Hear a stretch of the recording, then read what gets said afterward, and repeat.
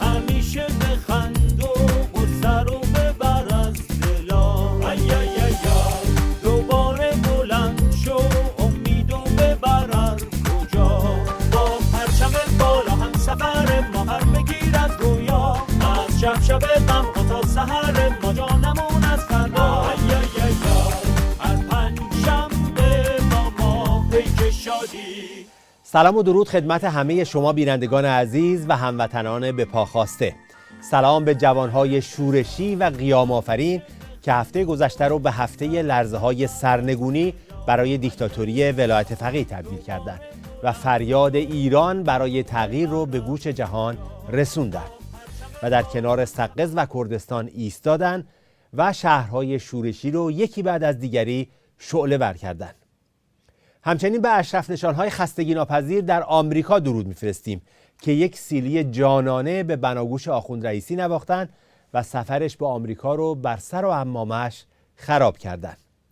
برنامه پیکشاده این هفته رو به همه اونهایی تقدیم میکنیم که این روزها سرشار از امید و باورن و ایمان دارن که میتوان و باید قیام رو ادامه داد و به پیروزی رسوند. این همون مسیریه که به شکوفایی لبخند به لبها و رویش شادمانی در دلهای مردم ایران منتهی میشه.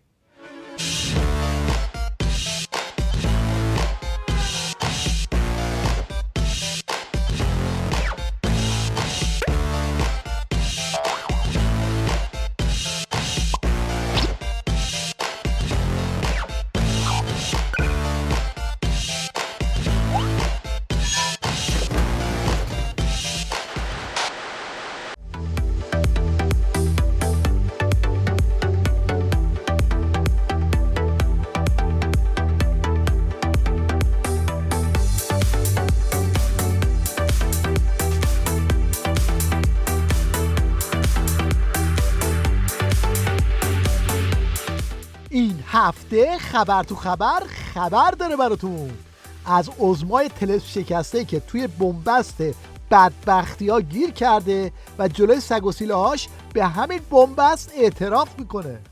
تواصی به حق یادتون نره، تواصی به صبر یادتون نره. صبر یعنی پایداری، یعنی ایستادگی، یعنی خسته نشدن، یعنی خود رو در بنبست ندیدن. این معنی صبر. عظما با این کارش میخواد نزاع به درب و داغونش رو درست کنه، اما یه چنین بلایی سرش میاره.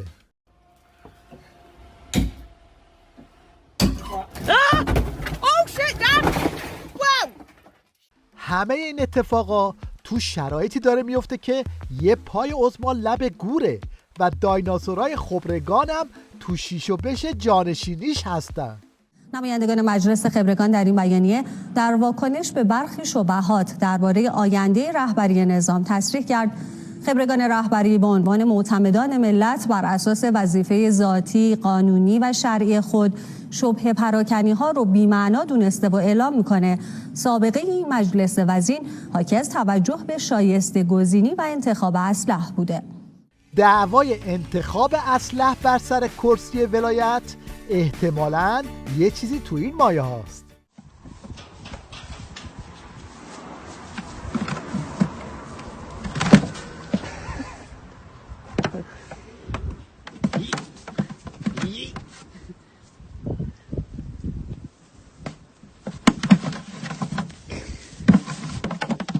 از اون طرف بشنوید از بوفالوی ولایت که زمین داره زیر پای خودش و باقی آخوندا میلرزه، بعد این دنبال ردگم کنیه. آقای مایکل هاوارد در اظهاراتش میگه بزرگترین حرکتی که بایستی امریکا انجام بدهد ای که مبدأ قدرت و منشأ قدرت در حکومت ایران که مقام ولایت است او را نادیده نگیرد و باید به سراغ او برود و او رو براندازی کند. یکی نیست بهش بگه کجای کاری بوفالو؟ مایکل هاوارد کجا بود؟ این مردم ایرانن که میخوان تومار نظامتون رو به هم بپیچونن.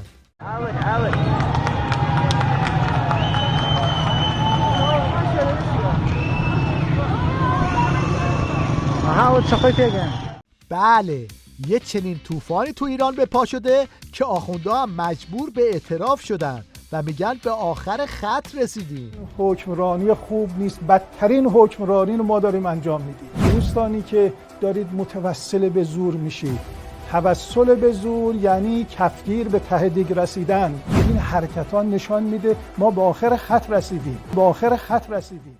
اینطور که پیداست بدجوری کنترل اوضاع از دست عظما خارج شده.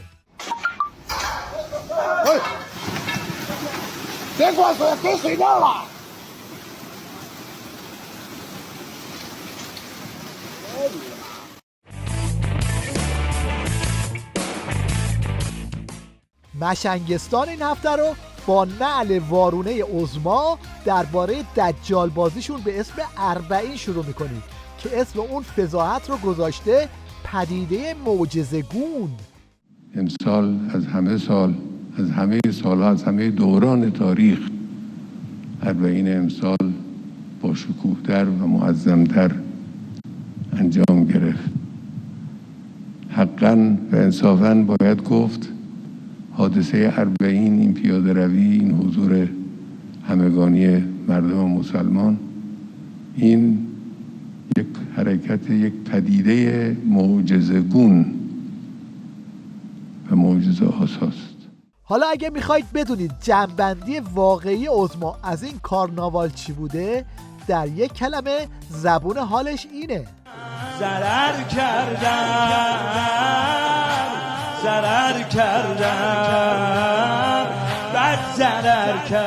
خرچنگ ولایت که معلومه بدجوری از لشکر گرسنگان به وحشت افتاده، چاره کار رو توی این ادواتوارا دیده. چی میشه این گرانی های افسار گسیخته بی پدر و مادر تا چه ادامه داره؟ گفت تردید نباشید تموم میشه. و اقتصاد بیماری که 50 سال بیمار است با صبر مردم. همینجا باید بگم درود بر شما مردم. بنزین گران شد، دیدی چه خبر شد؟ همه کالاها رفت بالا. مردم فهیم، مردم سبک، دشمن پیوسته با هر شیوهی میخواست مردم رو بریزه تو خیابون، اما نتوانست. دلیلش اینه که مردم میبینن اینا بیچاره ها خدمت کنن. تو روزگاری که آخوندا اختلاسای نجومی میکنن، به اعتراف خودشون وضعیت حسابهای بانکی مردم ایران اینه.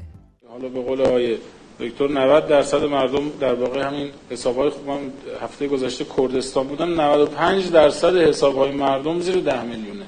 یعنی حسابهای همون خرد و اینا حداقل حسابهای غیر تجاری، حسابهای شخصی اگر بیاد.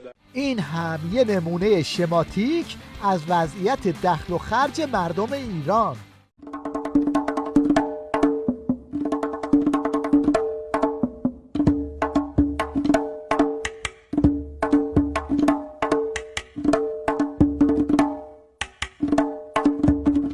توی اوضاعی که مردم نون ندارن بخورن، ببینید آخوندهای حکومتی چه نسخه‌ای برای ملت میپیچن.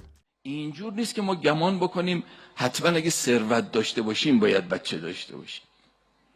اونایی هم که احیانا از جهت مالیشون ضعیف هستن بدونن خدا وعده داده نحن نرزقکم و ایاهم، ما بچه‌تون رو رزق بدیم، خودتون رو هم همینجور.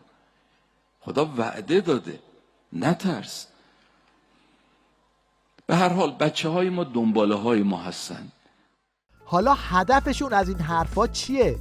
هدفشون اینه که بچه های مردم رو جمع کنن و از این نمایش های مشمئز کننده راه بندازن. آیت الله و تبارک الله دست ید الله.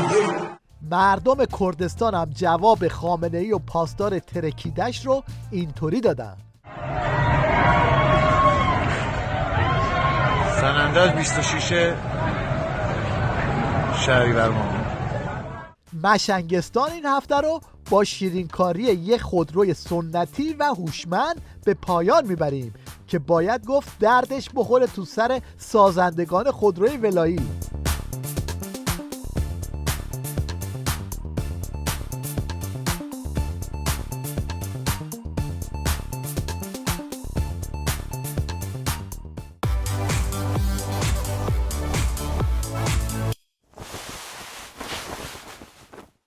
در پایان توجه شما رو به یه عملیات ویژه فرار جلب می‌کنیم که هیچی از مأموریت غیر ممکن کم نداره.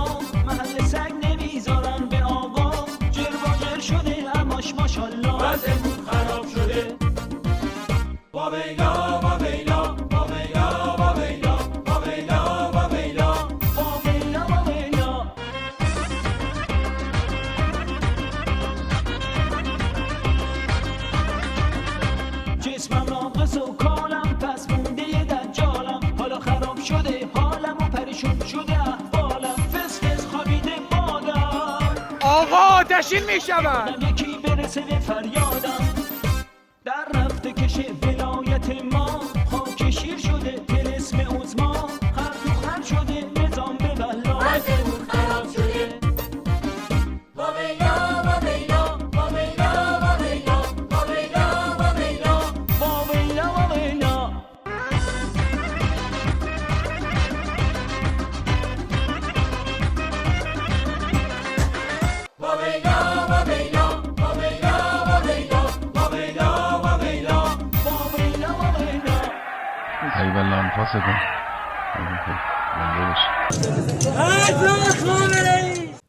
آخوند رئیسی از وقتی روی کار اومده مدام داره بز میاره. فکر میکرد با اومدنش هم تصدیق کلاس شیشمیشو میگیره و هم نظام رو یک دست میکنه.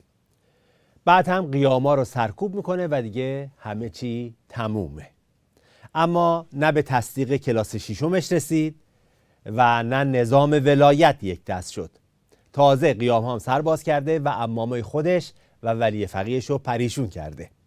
حالا تو این هوای پس بلند شده رفته نیویورک که ژست تعامل با جهان رو بگیره. اما تو ایران قیامه و توی نیویورک هم اشرف نشانها حسابی ازش پذیرایی کردن. خلاصه این که بد آخر و عاقبتی در انتظار خامنه‌ای و رئیس جمهورشه.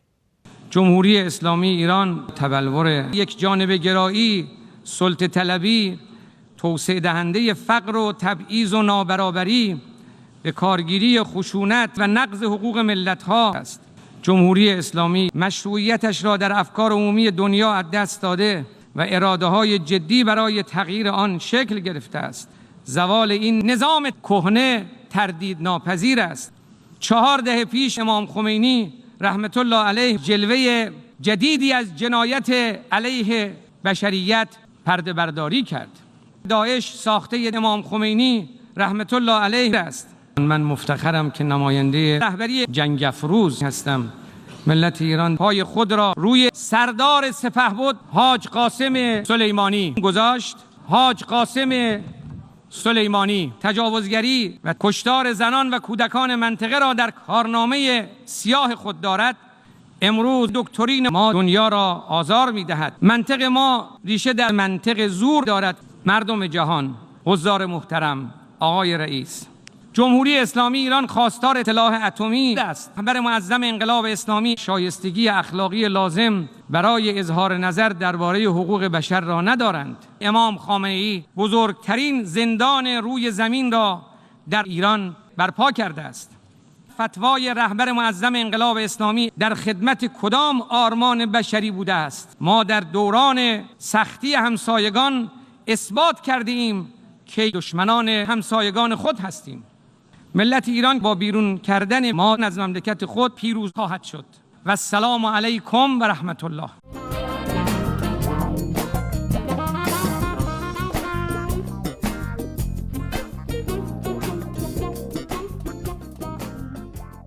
بعد از شکست دجالبازی آخوندها و سوء استفادهشون از 40، خامنه‌ای با وضعیت زار و نزار در جمع بسیجی‌ها حاضر شد و با یک فقره نعل وارونه زدن مدعی شد که دجالبازی امسالشون معجزه‌گون بوده.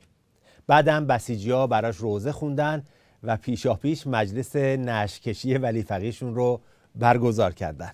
قطعه طنزی رو در همین رابطه با هم ببینیم. یکی ریشه ولایت را تو کرد. 2-3 جمله زر زدن و التماس دعا. ببخشید آقا. یکی ریشه ولایت را تو کرد، مزاج سید علی را زیر و رو کرد و در امامش چوبی فرو کرد. دوباره امشب فشار بالاست. عزی امامه را برداشت بو کرد. تیلیت شد این نظام داد بیدار. میریم پیش امام داد بیدار. یک مشت توی صورت من آشکار شد، کل سپاه جر و واجر و تار و مار شد. ببخشید من آقا جان ببخشید، تحریم روی کوله ولایت سوار شد. بدبختی و مصیبت و بحران قطار شد. این آخرین تاپاله امام دار شد. در این مسیر طوله ناکام مجتباست.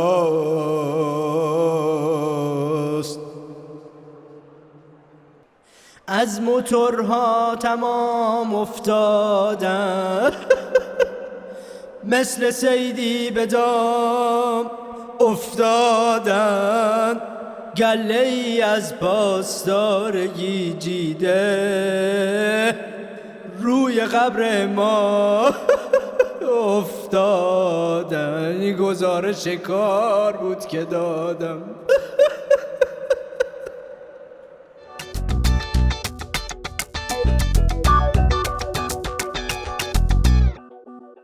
شعارهای مردم در قیام سراسری بسیار زیبا و به یاد موندنی و بعضی از شعارهاشون هم با تم طنزی همراهه که خامنه‌ای و بسیجی‌ها رو حسابی میسوزونه.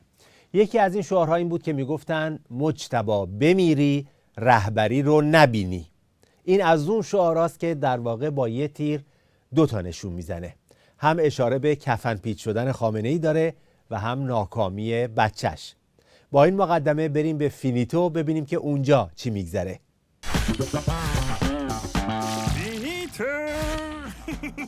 آخ جسم ناقصی دارم، مغز درب و داغونی همی دارم. ای وای ای هوار. کت خدا جان فدای روده های گره خورده حد بشوم من. انشاءالله خوب همی میشوندی. مردک مسخره دبنگ، انقدر گره روده مرا در بوق و کرنا نکنندی. ایشالا درمانی را من خودم یادت دادم که خرج اهالی کنی، حالا داری خرج من میکنی. کت خدا، اگر روده هایت باز نشود و بمیری بیچاره همی میشویم. وضعیت فینیتو اغتشاشنده میباشدی. ای بابا کجای کاری تو؟ همین حالاش هم بیچاره همین میباشیم. کار از این حرف ها گذشته میباشندی. جای این حرف ها فکر جانشین من همی باشیدندی. کت خدا آقا نگران نباشندی، من نهار همی خوردم و آماده جانشینی می باشمندی. تو خفه بمیر بابا، تو که جزغاله شدی رفت. مجموج پسر خودم بهترین گزینه است، منتها باید یک امتحان از او همی بگیریدندی. کت خدا این امتحانی که میگویی چجور امتحانی میباشندی؟ گوشهایتان را بیاورید جلو تا بگویم.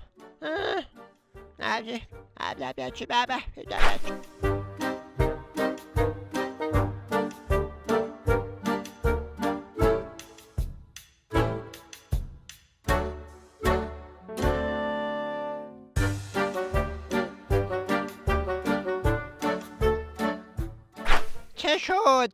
مجموج آمد؟ کدام راه همی برداشتندی؟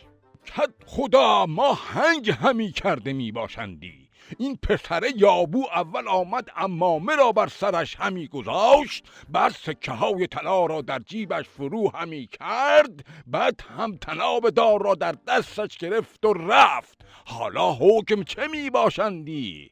آورین حقا که پسر خودم می باشندی. اگر عمامه را برمی داشت به درد مسجد فینیتو همی می خورد. اگر فقط کیسه سکه ها را برمی داشت باید می فرستادیمش به کانادآباد. و اگر فقط طناب دار را برمی داشت آخرش می شد مثل ریس ریس. ولی حالا که هر سه را برداشته پس نشان می دهد که حقا به درد کت خدایی می خورندی. ای کت خدای لانتوری با مجموج توی گل. ای کت خدا سندار همی بده به آش، به همین خیال باش. مجموج باید آرزوی کت خدایی رو به گور همی ببرد.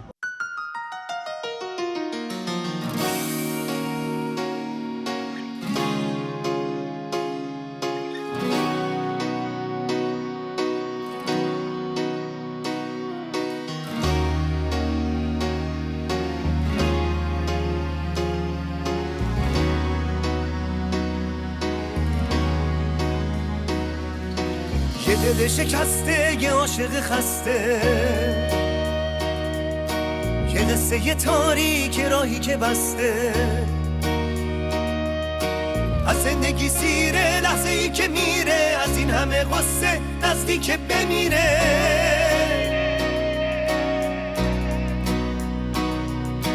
بین راه و بیراه رو لبه یه پرت کن،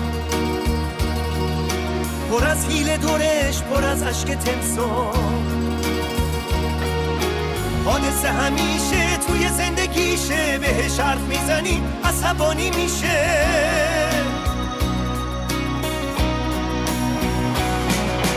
انگاری اضافه است، از دنیا کلافه است، یه عمر تو چشماش بغض بد قیافه است. از همه چی بیزار، از همه چی بیمار، هی میزنه با مشت توی در و دیوار.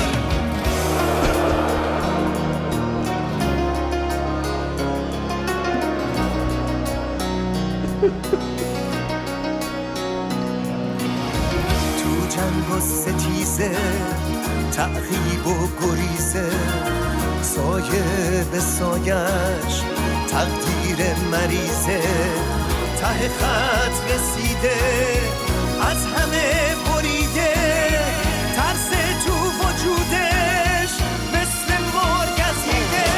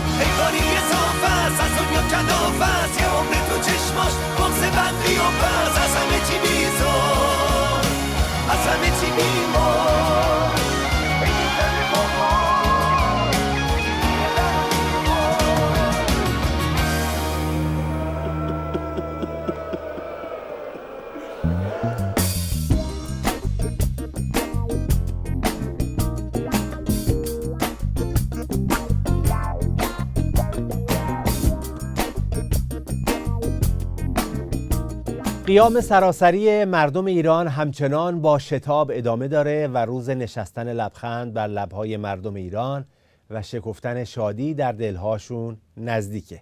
در پایان برنامه امروز یک بار دیگه به قیام آفرینان در شهرهای به پا خواسته درود میفرستیم و برای همه جوانان شورشی گام‌هایی استوار آرزو میکنیم. تا دیدار بعدی، خدا نگهدار همه شما.